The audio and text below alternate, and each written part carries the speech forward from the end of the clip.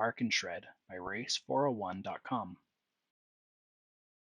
The Spark and Shred comes packaged with 3 parts: a lightweight Ferro striker and a saw blade, as well as a fire cube, which is made from 100% recycled materials. It's non-toxic, burns clean, and complies with the California Air Quality Act if that's something you're concerned with.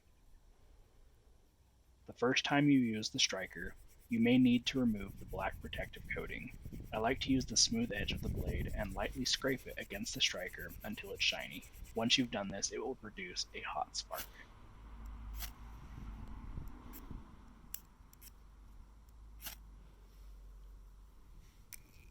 To prepare your tinder, take the serrated edge of the blade and work it against the fire cube to produce perfect fluffy tinder that lights quickly and easily. I find it easiest to lay the blade almost flat against the cube and work it slowly towards myself.